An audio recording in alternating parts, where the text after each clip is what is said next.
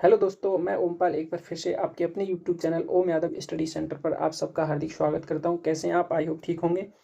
तो आज हम स्टार्ट करते हैं अपनी श्रृंखला को, जो हमारी दरोगा सीरीज चल रही है उसी को आगे बढ़ाते हुए। आज ये हमारी क्लास नंबर 5 है। इससे पहले हमने क्लास 4 कर ली है।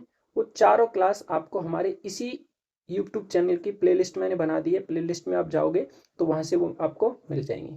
टॉपिक चल रहा है परसेंटेज। परसेंटेज में मैंने एक क्लास 1 से लेके और 4 क्लास जो कराई है उसमें बेसिक से लेके और धीरे सारे टाइप मैंने ऑलमोस्ट कवर ही करा दिए। कुछ बचे हैं जो आज करेंगे हम। और ये बहुत ही इंपॉर्टेंट जो क्वेश्चन मैं कराता हूँ बहुत ही इंपॉर्टेंट होते हैं। सारे क्वेश्चन ऐसे होते हैं जो आपके किसी न किसी एग्जाम में आए हुए हैं। तो आज भी हम ऐसे ही कुछ क्वेश्चन करेंगे और टाइप समझेंगे, अलग अलग टाइप और अलग अलग क्वेश्चन समझेंगे। ठीक है, तो आपके यूपीएसआई के लिए देखो, परसेंटेज सब में आता है, हर एग्जाम में। तो आपका परसेंटेज चाहे किसी भी एग्जाम में आए, सबके लिए क्या है ये, हर हर एग्जाम के लिए परसेंटेज टॉपिक ये है आपका। ये नहीं कि सिर्फ यूपीएसआई वाले ही इसको देख सकते हैं, बाकी जो भी जितने बंडे एग्जाम होते हैं सब में आता है परसेंटेज। तो सब देख सकते हैं। मैंने वही सारे क्वेश्चन उठा के करा रहा हूँ मैं इसमें, जिससे कि सबको आसान हो। ठीक है, आपको क्या करना है, हमारे चैनल पर डेली 9 बजे हमारी क्लास होती है। तो 9 बजे जुड़ना है, सुबह के 9 बजे। ठीक है, और यदि आप चैनल पर नए हैं तो चैनल को सब्सक्राइब करेंगे। और वीडियो आपको अगर अच्छी लगती है तो वीडियो को लाइक अवश्य करें। कमेंट करके मुझे अवश्य बताएं कि आपको वीडियो कैसी लगी। और अपने दोस्तों में जो भी आपका फ्रेंड सर्कल है उसमें इस वीडियो को शेयर करें। पूरा मैथ आपको, यूपीएसआई का पूरा सिलेबस इस चैनल पर आपको फ्री ऑफ कॉस्ट कवर कराया जाएगा। आपको भी लगेगा कि हाँ, आपने यहाँ से कुछ सीखा है। आप बस क्या करेंगे, जैसे ही क्लास स्टार्ट होती है तो अंत तक आपको देखना है, जब भी आप कुछ सीख पाएंगे। ऐसा नहीं कि दो दो मिनट देखा और फिर आप भग गए तो फिर कुछ नहीं मिलेगा सीखने को। ठीक है, तो स्टार्ट करते हैं आज का हमारा पहला क्वेश्चन। तो आज का हमारा जो पहला क्वेश्चन है, पहले क्वेश्चन को पढ़ने से पहले हमें एक कॉन्सेप्ट समझना है, इसका आखिर है क्या ये। देखो, एक हमारा ये टाइप होता है, वैसे तो बहुत टाइप किए हैं, ये हमारा एक टाइप है। हमने ऐसा टाइप किया भी है पहले, लेकिन ये उससे थोड़ा हट गया है। ये क्या है, नेट इनकम। यानी नेट इनकम बराबर होता है इनकम माइनस में इनकम टैक्स। यानी आपका नेट इनकम को बोलते हैं हम शुद्ध आय, और इसको हम बोलते हैं सबल आय। इसको हम सबल आय भी बोलते हैं। ठीक है, माइनस क्या होता है, आयकर। अब देखो यहाँ पे एक चीज आपको समझनी है, अगर हमारी नेट इनकम और इनकम टैक्स, इनकम टैक्स, अगर इनकम टैक्स आपका बढ़ता है तो जो नेट इनकम है ये घटेगी। अगर ये घटता है तो ये बढ़ेगी। अगर नेट इनकम आपकी बढ़ती है तो ये इनकम टैक्स आपका घटेगा। और यदि आपका टैक्स बढ़ता है तो इनकम आय घटेगी। अब इसे समझ लो कि कैसे। जैसे मान के चलो, आप क्या करते हो, आप किसी कंपनी में काम कर रहे हो। ठीक है, और उस कंपनी में आपको, वो जो कंपनी है वो आपको 60,000 रुपये सैलरी देती है पर मंथ। कितना, 60,000 रुपये। तो ये क्या हुई, आपकी इनकम हुई। यानी 60,000 रुपये सैलरी देती है। अब इसमें से 60,000 सैलरी आपको मिल रही है, लेकिन सरकार क्या करती है, इस पर कुछ टैक्स लगाती है। मान लो सरकार ने इस पर कुछ टैक्स लगाया और उसने 6,000 रुपये टैक्स ले लिया 60,000 का। ठीक है, तो ये क्या हो गया, टैक्स हो गया। अब इसके बाद आपके पास कितना मिला, यानी सरकार ने 6,000 ले लिया तो आपको कितना मिला, 5,400, ओ सॉरी 54,000 मिला। कितना मिला, 54,000 मिला आपको। इसी को बोलते हैं हम नेट इनकम। इसको क्या बोलते हैं हम, नेट इनकम। ठीक है, तो यहां तक समझ में आया होगा। अब यहां से क्वेश्चन कैसे बनेगा, आपसे पूछ लेगा कि बताओ कितने परसेंट टैक्स लगा इस पे, तो आप यहां से निकाल सकते हो। या आपसे पूछेगा कि यहाँ पे इनकम टैक्स नहीं दे रखा होगा, ये इनकम दे रखी होगी, नेट इनकम और इनकम, तो आपसे टैक्स पूछ लेगा कि कितना टैक्स लगा। तो ऐसे ही क्वेश्चन बनेंगे। तो आगे हम चलते हैं अब क्वेश्चन की तरफ। आशा करता हूँ ये चीज आपको समझ में आया होगा, ये क्लियर हुआ होगा आपका कॉन्सेप्ट। तो आगे हमारा क्वेश्चन है, अब उसको कर लेते हैं। देखो क्वेश्चन है, ये आपका क्वेश्चन नंबर 41 है। ठीक है, क्या है, if the income tax is increased by 19% the net income is reduced by 1%। ठीक है, the rate of income tax is, यानी यदि आयकर में 19% की वृद्धि हुई है तो शुद्ध आय 1% कम हो गई है, आयकर की दर है। तो अब देखो, इसको अगर हम सॉल्व करें तो हमारा क्वेश्चन है, यदि आयकर में 19% की वृद्धि तो इनकम क्या होता है, उसकी नेट इनकम 1% कम। यानी नेट इनकम क्या है, और ये टैक्स, हम यहाँ टैक्स लिख सकते हैं, यानी इनकम टैक्स भी लिख सकते हैं।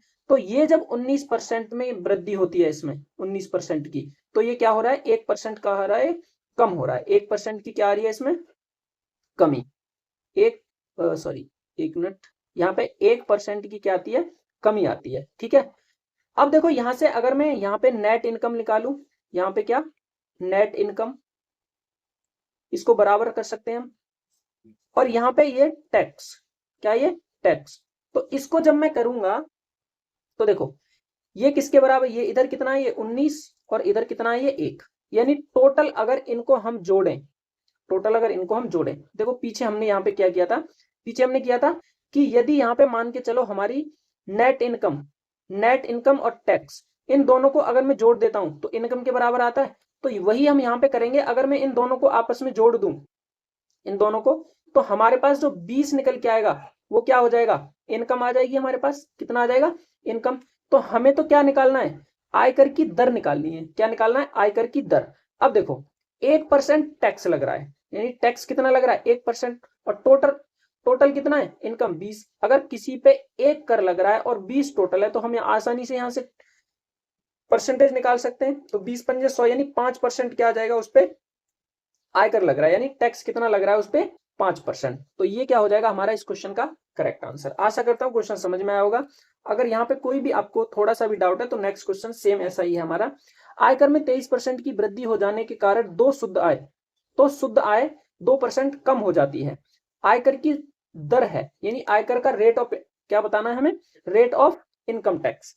तो सेम ऐसे ही करेंगे, यानी नेट इनकम, और यहां पे मैं पहले से लिख लेता हूं ये टैक्स। ठीक है, अब देखो नेट इनकम कितना था, कितना है ये, यहाँ पे टैक्स 2% क्या हो रहा है, ये कम हो रहा है, और ये कितना बढ़ रहा है 23, तो 23 नीचे आ जाएगा। यहां से जब इन दोनों को मैं जोड़ूंगा तो ये कितना आ जाएगा, 20 आ जाएगा, कितना, सॉरी 20 नहीं, ये कितना होगा, 25 हो जाएगा, कितना हो जाएगा ये 25। अब ये 25 क्या है, हमारी इनकम निकल के आ गई, ये क्या है हमारी इनकम। अब जब ये इनकम है तो हमें निकालना क्या है, इनकम टैक्स दर निकालनी है। तो दर यानी 2 बट्टे कितना हो जाएगा 25, और इनटू में कितना करेंगे 100, 25 चौका 100, और 4 दूनी 8% क्या हो जाएगा इनकम टैक्स की दर, यानी ऑप्शन नंबर बी हो जाएगा इस क्वेश्चन का करेक्ट आंसर। तो आशा करता हूं ये क्वेश्चन भी आपको समझ में आया होगा। एक जैसे मैंने 2 क्वेश्चन आपको कराए, क्योंकि इस पर क्वेश्चन बनता है तो आप आसानी से इसको कर सको। ठीक है, वीडियो को अंत तक देखना है, कुछ ना कुछ आपको सीख के जाओगे। ज्यादा लॉन्ग वीडियो में बनाता रही हूँ, आपको पता ही है। तो हमारी मिनिमम तो हमारी आधा घंटा 20 से, और मैक्सिमम हमारी 35 मिनट तक वीडियो होती है। तो नेक्स्ट क्वेश्चन की तरफ चलते हैं। अब देखो नेक्स्ट क्वेश्चन जो है, ऐसा मैंने आपको कराया भी है, लेकिन इसमें थोड़ा सा कुछ बचा हुआ था तो मैं उनको भी लेके आ गया। यानी एक घोल में 16.5% नमक है, जिसमें से 18 लीटर पानी का बाष्पीकरण हो जाता है। अब घोल में नमक की सांद्रता 20.9% है, विलयन की प्रारंभिक मात्रा कितनी थी। अब ये आपका एसएससी में क्वेश्चन आया हुआ है, एसएससी जीडी में। ठीक है, तो आप ये नहीं कह सकते कि ये क्वेश्चन आपके में नहीं आएगा, आ सकता है, जब जीडी भी भाई उसी लेवल का एग्जाम है। तो अब इसको अगर हम जब करते हैं तो क्या करेंगे, देखो इसके लिए मैंने एक कॉन्सेप्ट यहाँ पे फिर से लिखा है। जैसे हमारा सॉल्यूशन बेस्ड, अगर ये हमारा आता है तो हम कैसे करते हैं, देखो प्रोडक्ट यानी कुल पदार्थ जो भी हमसे पूछा गया है, और total product into % of consultation मतलब होता है सांद्रता, और कुल घोल। तो यहाँ पे जैसे मान के चलो इस क्वेश्चन में क्या है हमारे पास, एक घोल में 16.5% नमक है, जिसमें से 18 लीटर पानी का बाष्पीकरण हो जाता है। अब घोल में नमक की सांद्रता 20.9% है, विलयन की प्रारंभिक मात्रा क्या होगी। तो हमें पता है कि हम यहाँ पे क्या लिखेंगे, नमक होगा हमारे पास, क्या होगा, नमक इज इक्वल टू ये घोल होगा यहाँ पे, और क्या होगा सांद्रता। तो सांद्रता, नमक की सांद्रता जो है कितनी है 16.5% थी, लेकिन इस पे जब पानी बाष्पीकृत हो जाता है तो ये कितनी हो जाती है सांद्रता 20.9। यानी यहां देखो, अगर मान के चलो किस नमक और पानी का घोल है, तो पानी उसमें से अगर आपको बॉयल करोगे उसको, तो पानी तो बॉयल हो जाएगा, लेकिन हमारे पास नमक तो सेम रहेगा, यानी ये तो सेम रहेगा यहाँ पर भी और यहाँ पर भी। नमक क्या उड़ेगा, नहीं रहेगा, ये नहीं उड़ेगा, यानी पानी बाष्पीकृत होता जाएगा, लेकिन नमक तो और गाढ़ा होता जाएगा। तो नमक हमारा क्या रहेगा, अगर 4 किलो नमक अगर आप डालते हो तो 4 किलो ही रहेगा वो, यानी नमक बाष्पीकृत नहीं होगा। तो अगर ये बाष्पीकृत ये सेम है, तो ऐसा कॉन्सेप्ट हमने पढ़ा है कि यदि एक प्रोडक्ट इसमें हमारा सेम है तो हम क्या करते हैं, ये पॉइंट से देखो पॉइंट कट जाएगा, इसको अगर हम छोटा करें, 11 एकम 11 और 11 पंजे 55, और देखो ये 11 है और 11, यानी 15 अनुपात में क्या आ जाएगा ये 19। अगर हमारे पास नमक हमें सेम रखना है तो कुछ तो हमें बढ़ाना पड़ेगा। अब देखो सांद्रता पहले 15 थी, अब 19 हो गई। अगर हमें इसको सेम रखना है तो इसका जो रेशियो है वो उल्टा हो जाएगा। बोलो हाँ, होगा कि नहीं? यानी घोल का जो रेशियो है वो क्या हो जाएगा, उल्टा। अब घोल जो हमारे पास क्वेश्चन में जो बोला गया है कि घोल में नमक तो सेम रहता है लेकिन पानी बाष्पीकृत होता है, तो कितना पानी यहाँ पे बाष्पीकृत हो रहा है, 4 यूनिट हो रहा है कि नहीं बताओ। और इस 4 यूनिट का मान कितना है, 18 के बराबर। तो कितना गुना है ये, 4 चौक 16 और 4 पंजे 20, यानी 4.5 गुना है। हमसे पूछा है कि विलयन की प्रारंभिक मात्रा, तो प्रारंभिक मात्रा विलयन की अगर यहाँ पे आप देखो तो कितनी है बताओ, 19 है। तो इस 19 का मान कितना हो जाएगा बताओ। अगर 19 की वैल्यू हम यहाँ पे निकालें तो कितने से, 4.5 से गुणा करेंगे तो 19 पंजे कितना होता है, पंजे 95 होते हैं, और 19 चौका 76, और 76 और 9 कितने होते हैं, 85, यानी एक पॉइंट है तो यहाँ पॉइंट लग जाएगा। और ये लीटर हो जाएगा हमारे इस क्वेश्चन का क्या करेक्ट आंसर, यानी 85.5 लीटर। ठीक है, तो ये क्वेश्चन आपको समझ में आया होगा। अगला क्वेश्चन अगर हम देखें तो सेम ऐसा ही क्वेश्चन है अगला भी हमारा। चीनी तथा पानी के घोल में जो कि 28 लीटर है उसमें 26.4% चीनी है। घोल को गर्म करके वाष्प द्वारा 6 लीटर पानी उड़ा दिए जाने पर शेष घोल में कितनी परसेंट चीनी रहेगी। अब हमें चीनी का परसेंट पूछा है इसमें, तो देखो थोड़ा सा चेंज है क्वेश्चन में। अगर हम यहाँ पे देखें तो चीनी और पानी का घोल है, यानी यहाँ पे चीनी लिखेंगे हम, ठीक है। और यहाँ पे क्या है, हमारा घोल है ये, और क्या है हमारे पास, इंटू साद्रता, क्या आ जाएगा, साद्रता कह सकते हैं, या हम परसेंट ऑफ चीनी लिख सकते हैं यहाँ पे। ठीक है, तो चीनी की ही साद्रता तो है। अब यहाँ पे हमें जो क्वेश्चन में दिया है घोल कितना है, देखो घोल में 28 लीटर है। घोल की मात्रा जो है पानी, चीनी तथा पानी के घोल में जो कि 28 लीटर है, यानी घोल कितना है, 28 लीटर है। ध्यान से समझना क्वेश्चन को। आगे बोल रहा है कि 26.4% चीनी है, इसमें चीनी की मात्रा कितनी है, 26.4%। ठीक है, ये कितनी है, चीनी की मात्रा है। हमसे बोला है कि घोल को गर्म करके वाष्प द्वारा 6 लीटर पानी उड़ा दिया जाता है, तो बताओ चीनी तो सेम रहेगी, यानी 6 लीटर अगर पानी उड़ा दिया जाए तो कितना पानी बचेगा, यहां से कितना बचा, ये 22 बचा। यानी पहले अगर हम यहाँ पे देखें अब कि 6 लीटर पानी उड़ाने के बाद, अब यहाँ पे अगर इसका हम रेशियो निकाल दें तो हम आराम से निकाल सकते हैं। यानी पहले जो था वो 28 था और अब कितना हो गया, 22 हो गया।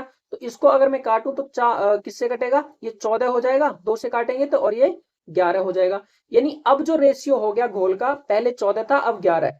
लेकिन हमें क्या करना है, ये चीनी तो सेम रहेगी, तो इसको हम उल्टा कर देंगे, क्योंकि हमें साद्रता निकाल, वो इसका हमें चीनी का बड़ा हुआ वो निकालना है, बड़ा हुआ ही तो निकालना है हमें कि कितना प्रतिशत उसमें क्या हुआ, बढ़ोतरी हुई शेष में। तो यहां से कितना हो जाएगा, 14। अब देखो ये जो 11 यूनिट है ये पहले किसके बराबर है, अगर मैं इसको देखूं तो ये 26.4 के बराबर हो जाएगा। तो 26.4 के बराबर हो जाएगा, यानी कहने का मतलब 11 से इसमें भाग दूं तो 11 दूनी 22 और 11 चौक 44, यानी ये कितने गुना है इसका, 2.4 गुना। क्योंकि पहले दे रखा है कि पहले जो है चीनी की साद्रता कितनी है, 26.4, तो बाद में साद्रता कितनी हो गई। अब यहाँ पे हमें देखना है कि बाद की साद्रता हमसे पूछ रहा है, तो बाद की जब हम निकालेंगे तो हमारे पास 14 इंटू में अगर 2.4 कर दूं मैं, बताओ तो निकल के आएगा कि नहीं। 14 चौका 56 होता है, तो 14 28 और 5 कितना होता है, 33। यानी हमारे पास जो आंसर आ गया 33.6% क्या आ गया, इस क्वेश्चन का करेक्ट आंसर हो जाएगा। ठीक है, आशा करता हूँ ये भी क्वेश्चन समझ में आया होगा, क्योंकि इजी है क्वेश्चन, ऐसा कुछ नहीं है, अगर कॉन्सेप्ट आपका समझ में आ रहा है तो क्वेश्चन भी समझ जाओगे। अब देखो नेक्स्ट क्वेश्चन है, अगला क्वेश्चन हमारा ये है, ये भी थोड़ा टाइप अलग है, ये टाइप अलग है, ऐसा मैंने कराया भी है, और इसमें से थोड़े और क्वेश्चन बन रहे थे तो इसको मैं और लेके आ गया। यानी 900 अधिकतम अंकों में से ए ने एक विषय में 72% अंक प्राप्त किए और दूसरे विषय में अधिकतम 700 अंकों में से 80% अंक प्राप्त किए। यदि परिणाम दोनों विषयों की सम्मिलित प्रतिशतता पर आधारित हो तो बताएं सम्मिलित प्रतिशतता क्या है। देखो कितना अच्छा क्वेश्चन है, तो कोई दिक्कत नहीं है, इसको करेंगे। यानी ए जो है, ए 900 अंक की परीक्षा है, अधिकतम कितने, 900 अंक। ए के 900 अंक हैं कितने, अधिकतम।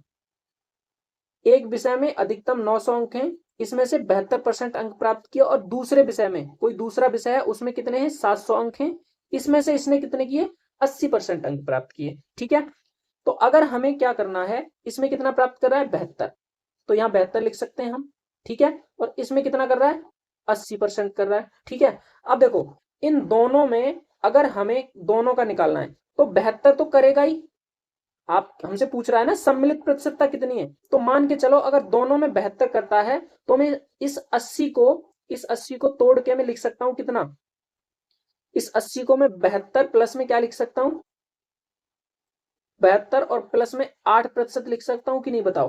तो ये 72 तो दोनों में रहेगा ही, ठीक है। अब हमारे पास अगर मैं इसका रेशियो छोटा कर लूं, यानी देखो ये बड़ा है ना, इसको मैं छोटा कर लूं तो 2 जीरो से 2 जीरो हट जाएंगे, ये कितना हो जाएगा, ये दोनों छोटा कर लेते हैं हम, तो यहाँ पे हो जाएगा ये 9 और यहाँ पे कितना हो जाएगा ये 7 हो जाएगा, ठीक है।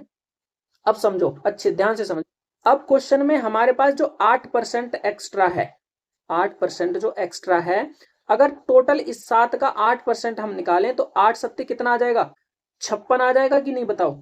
अब टोटल जो ऊपर है टोटल मार्क्स, इसका तो हमें निकालना है, टोटल मार्क्स कितने, 8 और 7 और 9 कितने 16, 16 से अगर मैं इसमें भाग देता हूं तो कितनी बार जाएगा, 16 तिया 48 और 16 पंजे 80 होता है, यानी 3.5 बार जाएगा। अगर 72% तो है ही है हमारे पास और प्लस में 3.5% और जोड़ दूं मैं तो हमारे पास कितना हो जाएगा, ये 75 पॉइंट में 5% क्या हो जाएगा करेक्ट आंसर। आशा करता हूं समझ में आया होगा, नहीं आया तो दोबारा से समझ लो एक बार। देखो 900 अधिकतम अंक थे एक विषय में और जिसमें वो 72% अंक ला रहा था, दूसरा विषय था उसमें 700 अंक थे जिसमें उसने 80% अंक प्राप्त किए। इस 900 को और 700 को मैंने रेशियो में चेंज कर लिया, 9:7। अब यहां से क्या किया, मान के चलो वो सम्मिलित अगर 72% तो दोनों में लेके ही आएगा मिनिमम मार्क्स, 72% अगर दोनों में मिनिमम लेके आएगा तो जो दूसरे जिसमें 700 अंक उसने प्राप्त किए उसमें 8% एक्स्ट्रा ला रहा है, यानी 8% अगर मैं 700 का 8% निकाल दूं 8% तो देखो कितना आएगा 56 आएगा कि नहीं बताओ, 56 आ रहा है ना। और टोटल मार्क्स जो है हमारे यानी 9 और 7 का रेशियो बन रहा है, तो इन 9 और 7 को जोड़ेंगे तो 16 आ रहा है ना। अब ये 16 जो मार्क्स आ रहे हैं इसका भी तो परसेंट हम निकालेंगे, इसका भी तो परसेंट निकालेंगे, जब इसका हम परसेंट निकालेंगे तो हमारे पास कितना निकल के आएगा 3.5%, और जब इसमें जोड़ देंगे तो 75.5% हो जाएगा। ये हमारा शॉर्ट तरीका मैंने बताया, इसको अगर हम बेसिक में करने चले ना तो बहुत टाइम लग जाएगा, तो हमें बेस नहीं समझना, बेसिक हमें देखना है कि टाइम कैसे हम बचाएं। अगला क्वेश्चन, नेक्स्ट क्वेश्चन देख लेते हैं, इसी पे बेस है। निधि ने बीए की परीक्षा दी, कला, सामाजिक विज्ञान, गृह विज्ञान, इतिहास के पूर्ण अंक क्रमशः 75, 90, 120 और 135 हैं। यदि उसे क्रमशः 56%, 73%, 102 अंक और 78% अंक प्राप्त हैं तो उसके कुल प्राप्तांक प्रतिशत क्या है। तो इसमें भी हमें कुल निकालना है। देखो जैसे आप कोई परीक्षा देने जा रहे हो, ठीक है, आपने 10th क्लास किया, 12th की परीक्षा दी, तो आप जैसे 10th में परीक्षा देने गए तो 6 सब्जेक्ट होते हैं। अब 6 में किसी में आपने 50% पाए, किसी में आपने जैसे आपने होता है ना कि जैसे आपने 100 का होता है, 100 में से आपने मान लो 60 पा लिए तो 60% आता है इधर। ऐसे ही आपके अलग अलग सब्जेक्ट में अलग अलग परसेंट मार्क्स आए। अब टोटल फिर हम निकालते हैं कि कितना हमारा टोटल मार्क्स आया और कितने में से आया, तो वो सब निकालते हैं। तो वही सेम यहाँ पे भी कहानी है कि जो हमारा निधि है उसने बीए की परीक्षा दी और उसमें जैसे एक जो विषय है जैसे 75 पाए एक विषय में, एक में 90 अंक पाए, एक में 120 अंक पाए, एक में 135 अंक पाए, ठीक है। अब इतने अंक जो पाए इसने, यहां पे लिख लेते हैं हम 120, इसमें कुछ परसेंट यानी पहले में उसने 56% है उसके, ठीक है, दूसरे में कितना है 73% है और तीसरे में 102 अंक हैं, तीसरे में कितना है 102 अंक। अब देखो 120 में से अगर 102 अंक पा रही है तो हम यहाँ से परसेंटेज निकाल सकते हैं इसका, यहाँ से कितना हो जाएगा 0 से 0 और ये 12 से काटेंगे तो 12 अट्ठे 96 होता है और 12 पंजे 60, यानी 85% आ गया है ये। यानी जिसमें उसने 102 अंक पाए उसमें कितना 85% पाया और यहाँ पे कितना पाया इसने 78%। तो इतना यहाँ तक कोई आपको दिक्कत नहीं होनी चाहिए। अब हमें क्या करना है, देखो हमें करना है इसको छोटा। अगर मान लो 75 और 56 का गुणा करेंगे तो बहुत लॉन्ग जाएगा, तो क्यों ना हम इसको छोटा कर लें। तो अगर हम इसको छोटा करें तो देखो कोई ऐसी संख्या जो एक संख्या से कट जाए, जैसे 15 से इसको काटूं तो 15 पंजे 75, इसको काटो 15 छिक्के 90, 15 अट्ठे 120 और 15 निम्मा 135, यानी 15 छिक्के 90, 15 अट्ठे 120 और 15 निम्मा 135, ये आ गया। अब आपको ध्यान देना है इस बात पे, किस बात पे, ये समझो। अगर मैं इसमें से एक कोई संख्या ले लूं, ठीक है, आप कोई सी भी एक संख्या ले लो, चाहे तो 85 ले लो। अब देखो ये एवरेज वाला क्वेश्चन बन गया आपका, कैसा बन गया, एवरेज। इनका क्या करना है, हमें गुणा करना है आपस में और इनसे करना है भाग, ये बन गया हमारा। तो अब देखो यहां से अगर एक चीज हम निकालें कि मान लो उसने 73% अंक पाना ही पाना है, उसको कितना, 73% अंक पाना ही पाना है, प्लस, तो अगर इसको मुझे 73 बनाना हो तो ये कितना कम है, 73 से कितना कम है, ये देखो 73 से हमारा कम है 3 में से तो कितना, 7, यानी 17 कम है। और इस 17 का अगर 85 से 17 से 17 पंजे 85, ये कितना हो जाएगा, माइनस का 85, क्यों होगा, क्योंकि यहाँ 17 कम है। अब ये तो हमने लिख ही लिया यहाँ पे। अगर ये 8 देखें तो हम ये 73 से कितना ज्यादा है, ये 73 से हमारा कितना ज्यादा है, 12, तो 12 अट्ठे कितना होता है, प्लस के 96 होता है। और प्लस ये कितना ज्यादा है, ये कितना ज्यादा है, 5, तो 5 अट्ठे 5 निम्मे 45%। अब यहाँ पे हमें इसको सॉल्व करना है, तो देखो, और अपॉन में क्या लेके आना है हमें, टोटल, तो टोटल इनको जब हम जोड़ेंगे तो कितना आ जाएगा बताओ, 8 और 6 14, 5 19, ये 28 हो जाएगा, ठीक। अब देखो इस 28 की अगर हम बात करें तो यहाँ, अब यहाँ पे अगर देखो ये 85 है, माइनस का 85, और इन सबको हम सॉल्व करेंगे, ब्रैकेट में ये माइनस का है और ये प्लस प्लस के, तो हमारा आंसर कितना आएगा, ये आंसर हमारा यहाँ से आ जाएगा कितना, तो 5 और 6 11, और 11 में से 5 जाएगा तो 6 बचा हमारा, 4 और 9 13 और 1 14, 14 में से 8 जाएगा तो कितना बचा, ये 56 बचेगा, ठीक है। और 56 में ये प्लस का है, प्लस का ज्यादा है तो और भाग देंगे किससे, 28 से, तो 28 दूनी कितना होता है 56, यानी 73 यहाँ पहले से है, और प्लस में 2% कर देंगे तो कितना आ जाएगा 75%। इस क्वेश्चन का क्या हो जाएगा correct answer, option number A हो जाएगा एकदम सही, ठीक है। तो आशा करता हूं क्वेश्चन समझ में आया होगा। अब हम चलते हैं अगले क्वेश्चन की तरफ। अब देखो आपको अगर ये समझ में ना रहा हो तो इसका एक तरीका और है, लेकिन जब उस तरीके को हम करेंगे तो बहुत लॉन्ग हो जाएगा। अब अगर आप चाहो तो मैं उसको बता सकता हूँ, देखो कैसे करेंगे उससे, ठीक है, मैं बता देता हूँ आपको। इसको हटाना पड़ेगा हमें, जब भी बता सकते हैं। जैसे देखो दूसरा तरीका क्या है इसका, जैसे उसके पास मान के चलो कितने अंक हैं, ध्यान से समझना, 75, कितने पाए 90, 120, 135, ये 56% है, ये कितना है 73% है, ये प्रतिशत में है, और ये इसमें तो 102 पाए उसने, और यहाँ पे कितना पाए 78। अब हमसे टोटल पूछ रहा है वो, तो टोटल निकालने के लिए क्या करेंगे हम, इसमें से मान लो यहाँ पे 102 अंक पाए, तो कितने पाए उसने टोटल, तो 102 पाए, यहाँ पे 56%, तो हमें क्या करना पड़ेगा, 75 का हम 56% निकालेंगे पहले। तो 56% जब निकालेंगे तो देखो कितना आ जाएगा, ये 25 दिया, 25 चौका 100, 4 चौक 16, 14 42, ये 42 आ गया। फिर हम 90 का क्या करेंगे, फिर 90 का हम 73% निकालेंगे, ठीक है। फिर हम क्या करेंगे, यहाँ पे तो 102 ही है ये, तो इनको 102 को सीधा सीधा जोड़ लेते हैं, और यहाँ पे 90 का 73% निकालेंगे तो ये हमारा कुछ आ जाएगा निकल के 963, 9 27, 963, 65, यानी 65 पॉइंट कितना आ जाएगा, ये 7 आ जाएगा, ठीक है। अगर हम नेक्स्ट इसको और करें आगे तो देखो कितना आ जाएगा, ये 102 तो हमने लिख ही लिया, इसका जब निकालेंगे हम तो ये कितना आएगा बताओ, यानी यहाँ से हम 135 का 78% निकालते हैं तो ये आपका निकल के आएगा आई थिंक 105 पॉइंट में 8 पंजे 9 पंजे 9 7 63, कितना आएगा 105.7, तो इसको भी जोड़ेंगे 105.7।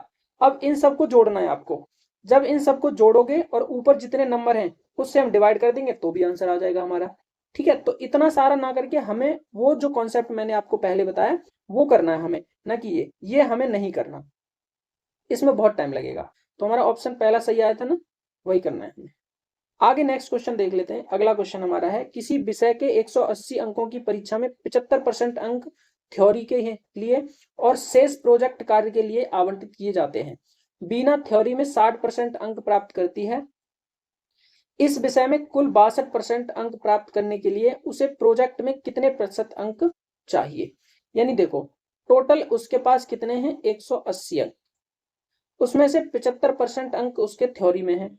75% किस में, थ्योरी में। तो बाकी जो 25% बचे, अगर हम 75% निकाल दें तो बाकी 25% बचे, यानी मैं यहाँ से इसमें से 75% अगर थ्योरी में है तो 25% किस में, प्रोजेक्ट में होंगे। इसको अगर छोटा करूं तो 25 और 25 दिया 75 हो जाएगा। अब देखो इसको भी हम शॉर्ट ही करेंगे, ठीक है, इसको लॉन्ग नहीं करेंगे हम भी। आगे बोला गया है क्वेश्चन में, यदि और शेष प्रोजेक्ट कार्य में है तो बीना थ्योरी में 60% अंक प्राप्त करती है, यानी यहाँ पे कितना अंक प्राप्त करती है थ्योरी में, 60%। इस विषय में कुल 62% अंक प्राप्त करने के लिए उसे प्रोजेक्ट में कितने प्रतिशत अंक चाहिए, यानी यहाँ पे प्रोजेक्ट में उसे कितने अंक चाहिए ताकि टोटल उसका कितना आ जाए, 62%।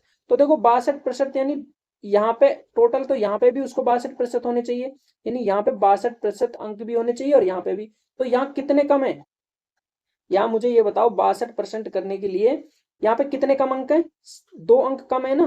तो 2 अंक अगर कम है यहाँ पे, 2 अगर मैं इसमें प्लस कर दूं, 2 प्लस कर दूं तो 62 हो जाएगा। यानी 3 है तो 3 दूनी 6, इसका और इसका जब गुणा करेंगे तो 6 आएगा, और 6 में जब 1 से हम भाग कर देंगे तो 6 कितना आ जाएगा, ये 6 रहेगा। यानी 62 और प्लस में 6%, इनको अगर हम जोड़ते हैं तो हमारा आंसर कितना आ जाएगा, 68%। यानी ऑप्शन नंबर सी हो जाएगा एकदम करेक्ट आंसर। अब ये तरीका आपको समझ में नहीं अगर आया तो दूसरा तरीका देखो, मैं इसको फिर से बताता हूं। नेक्स्ट तरीका जो है हमारा इसका, तो इसके लिए मुझे इसको क्या करना पड़ेगा, हटाना पड़ेगा। अब दूसरा तरीका समझो इसका, मान के चलो उसके पास कितने 180 अंक, 180 अंक हैं, उसमें से 75% अंक उसने किस में पाए, थ्योरी में। तो अगर 75% उसने थ्योरी में पाए तो 25% किस में पाए, प्रैक्टिकल में यानी प्रोजेक्ट में। तो अगर 180 का हम 75% निकालते हैं तो कितना आएगा, 180 का देखो हम यहाँ निकाल सकते हैं, 180 इंटू में 75, 4 चौक 16, 4 पंजे 20, यानी 3 5 15 और 3 चौक 12 और एक कितना हो जाएगा 13, यानी 135 आ गए। और 25% अगर निकालें, अब देखो 135 तो कितना बचा यहाँ पे, 45 बचा। यानी कहने का मतलब ये है कि 180 में से 75% थ्योरी में यानी 135 अंक पाए, और जो उसका प्रोजेक्ट है उसमें कितने पाए उसने, 45 अंक।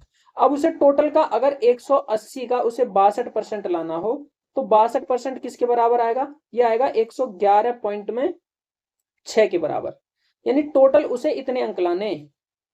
अब आगे क्वेश्चन में जो बोला गया है वो समझो, बीना थ्योरी में 60% अंक प्राप्त करती है, यानी थ्योरी में उसने 135 पाए, लेकिन इसमें से भी कितने अंक प्राप्त करती है, 60%। तो फिर से इसका 60% निकालो। अब फिर से जब 60% निकालोगे तो ये 20 दिया 60, 20 चौक और 20 पंजे 100 हो जाएगा, 5 दूनी 10 और 5 सत्ते 35, यानी 3 सत्ते 21, 3 दूनी 6, 81, यानी टोटल 81 नंबर उसने पाए।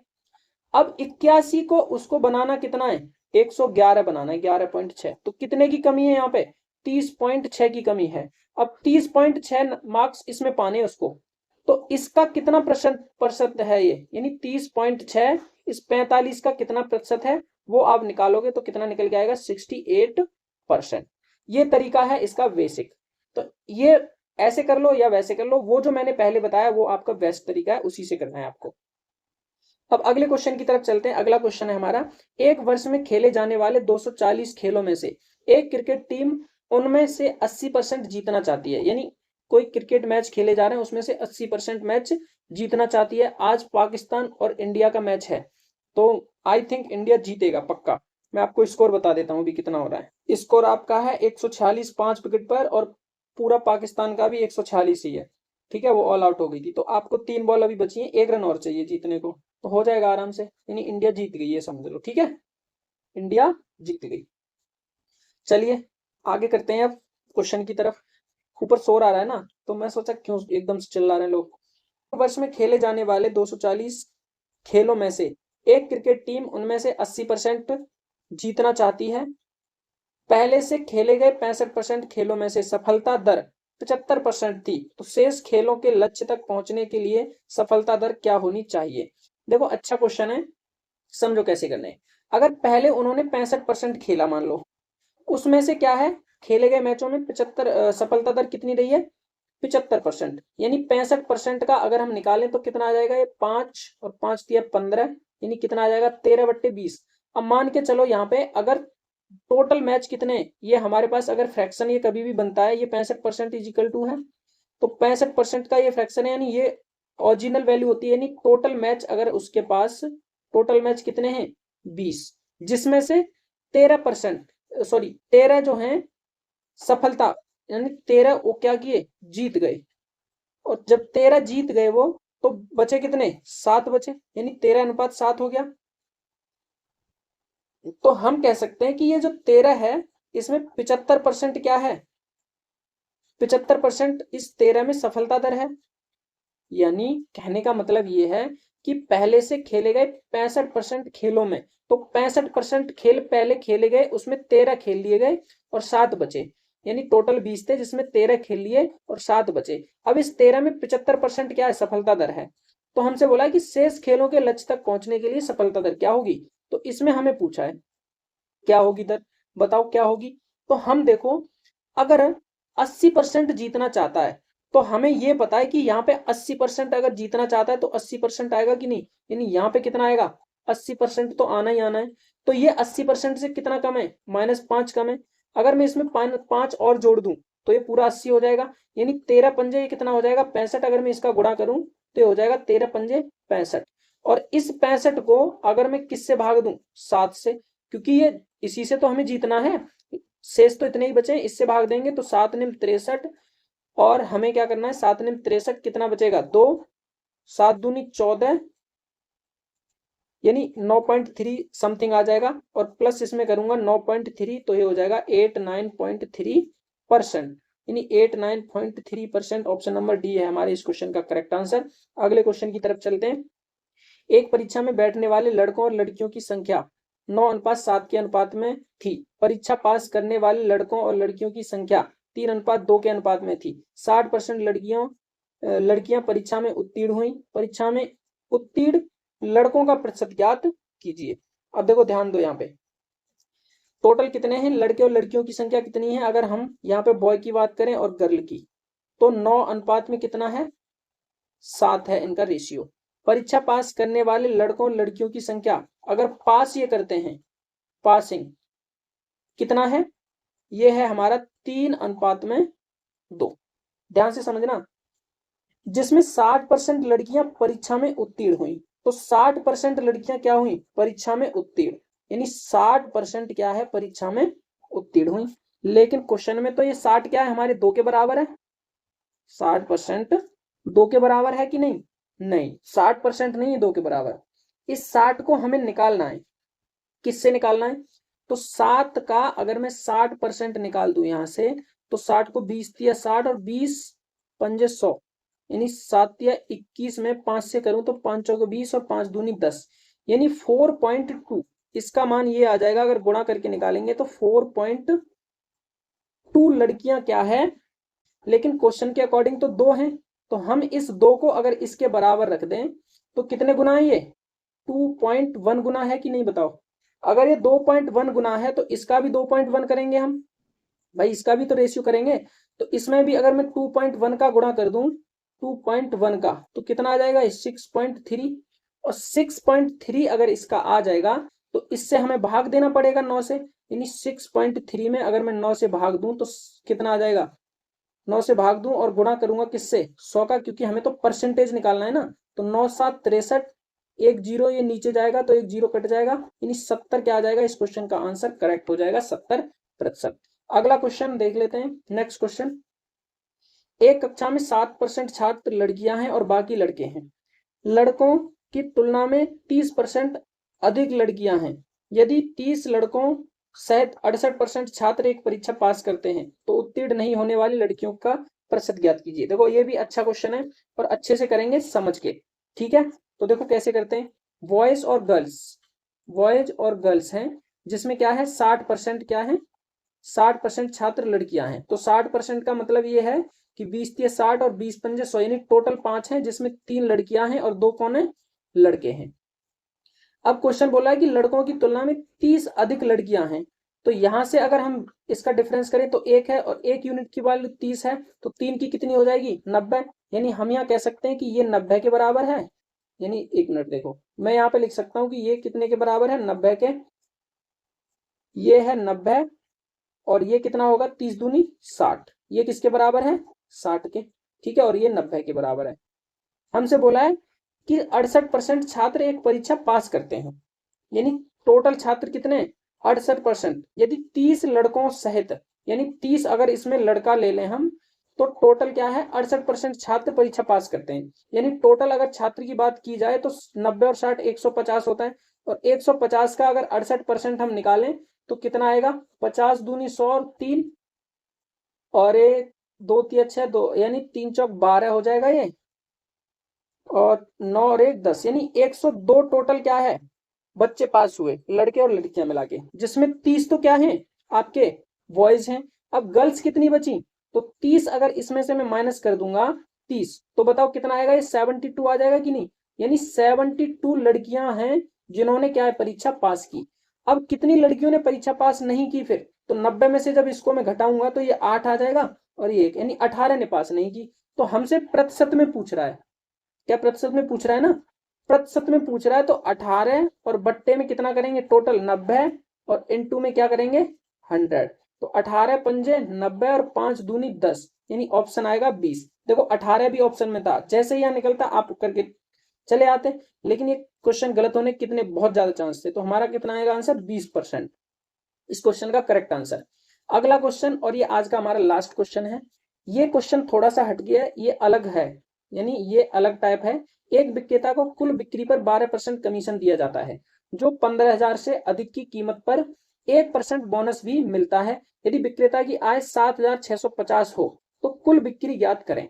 यानी 12% कमीशन मिलता है। मान के चलो कोई विक्रेता है, 15,000 का अगर वो सामान बेचता है तो उसे 12% कमीशन मिलता है, सॉरी 12% कमीशन दिया जाता है। ठीक है, अगर एक विक्रेता कुल बिक्री पर, यानी टोटल बिक्री जो होती है उस पे उसको 12% तो दिया ही जाता है, लेकिन अगर 15,000 से अधिक करता है तो 1% और उसको मिल रहा है। अब हमें नहीं पता कि उसने कितनी बिक्री की, लेकिन हमें इतना पता है कि 15,000 का अगर मैं 1% निकालूं, 1%, तो ये हमारे पास आएगा 150। तो अधिक पर 1% बोनस मिलता है यदि विक्रेता की आय 7650 हो तो कुल बिक्री ज्ञात करें। अब देखो 1% ये मिल रहा है, तो 1% अगर मैं यहाँ पे जोड़ दूं इसको तो टोटल 13% हो जाएगा कि नहीं। और उसको पहले जो विक्रेता जो बेच रहा था उसको 7680 तो मिल ही रहा है, कितना 7650 तो मिल ही रहा है, लेकिन 1% की वजह से ये 150 और अधिक मिल रहा है, तो इसको भी अगर हम जोड़ दें तो कितना आ जाएगा, ये 7800 आ जाएगा।